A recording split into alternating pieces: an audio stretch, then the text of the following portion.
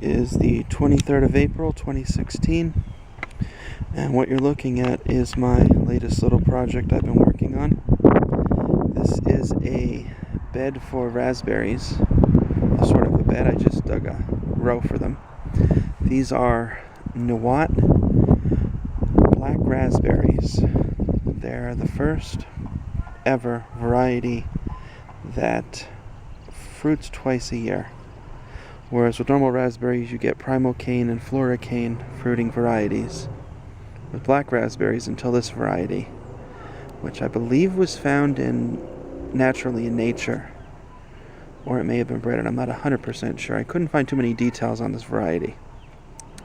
But previously, you would just get a variety where you'd get the canes would grow, and then next year you would get your berries on the Floricanes. This one also puts out on the Primocanes. So this is one of my nice new things this year. It's part of my last little project I'm going to work on. And now I'm going to show you how the raspberries themselves are doing.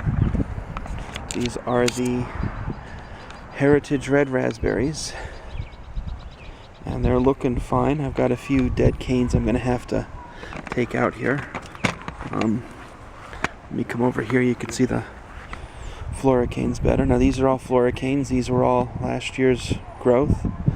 And what they do is they'll put out little shoots going up them so far, and then they'll stop. Last year's growth, you would have gotten leaves all the way up, but you would have only gotten berries up to about here on this one. Now the berries are going to be lower.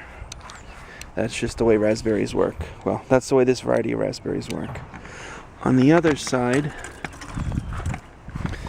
I also have a few yellow ones. This one here should be a cane of yellows. And these are also going to be Floricane raspberries, which will be coming out in June. And you're now looking at my Chandler blueberries. These are the first ones I've gotten. They've been eaten to the ground every year, except for this one. These will have the biggest berries of all the varieties I have. The berries on these are usually about the size of a nickel.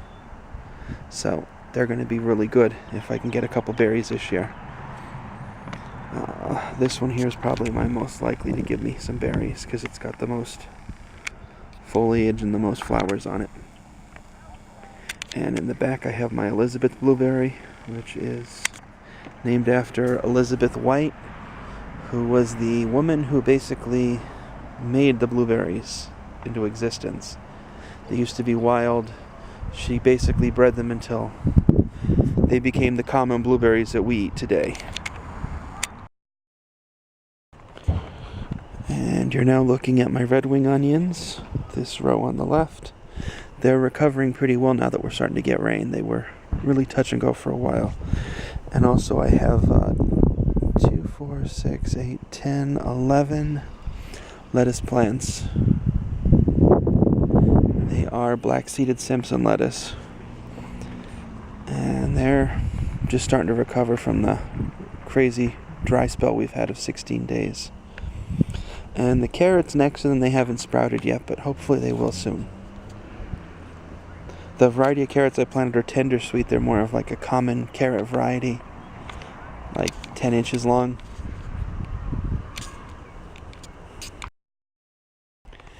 And both of these rows of strawberries are doing pretty good. I'm going to try something different with straw with these, just because I'm going to have a little bit of trouble getting water and everything to them if we have a dry summer, which I have a feeling it's going to be a dry summer. Just get that feeling with how crazy the weather's been this year. But right now, all in all, the blueberries are doing good. They're definitely putting on growth from what they were originally when I put them in a couple weeks ago. You're seeing in the planter there is pak choi. I'm going to move it back into the greenhouse. It's going to be tricky getting this to grow because from what I'm reading, it doesn't like days that are warmer than 70, and it doesn't like nights that are cooler than 50. And that only lasts about 2 weeks here. Either get summer or you get a cool night. So I'm not sure how we're going to make that work, but we're going to try. And these are my broccolis and cauliflowers, as well as sweet Walla Walla onions in the middle. Calabrese broccoli on the left, goes about halfway up the row. And Snowball X cauliflower on the right goes about halfway up the row. And then once you get further up there, we split off. We go from cauliflower to kale. And I'm growing dwarf blue Vates kale on the right side. The Walla Walla onions keep continuing up the middle. And Romanesco, that's that neat looking broccoli I've been mentioning, is on the left. The last two plants in both of those rows are two Brussels sprouts plants. Everything's looking a lot better since we got that rain we needed so bad. Last night we got about 1/5 of an inch. It was desperately needed. And you're looking at the rhubarb. I have a little bit of rhubarb here. Basically, when I put them in, the plant in the back corner there had a few leaves.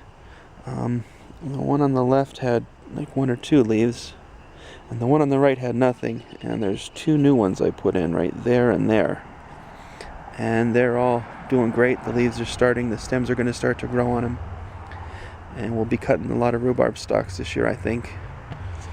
And next to them is the asparagus. And I cut 4 sprigs of asparagus this morning. And the funny thing is, there was basically just a tiny little thing sticking out of the ground. Now it's a pretty big asparagus stalk coming up. So they're doing pretty well also. I'm hoping we can get a decent amount of asparagus this year, but as time goes on you'll get more and more. And last but definitely not least, I want to make sure I show you the peas and beans. On the left we have pencil pod wax beans going in a straight row, and on the right we have tender green. They're just a green string bean. Actually they're stringless, and they're also in a row.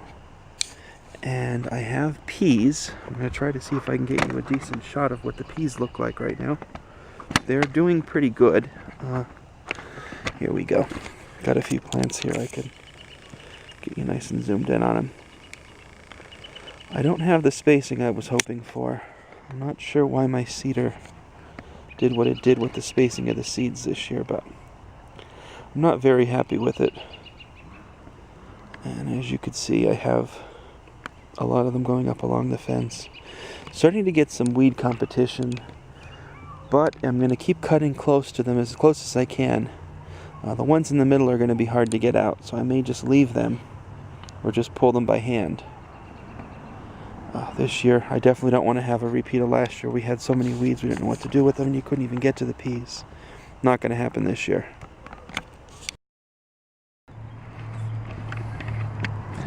And by my account, that's basically the entire garden thus far this year. I'll just end it with this. I wish you all a good night, and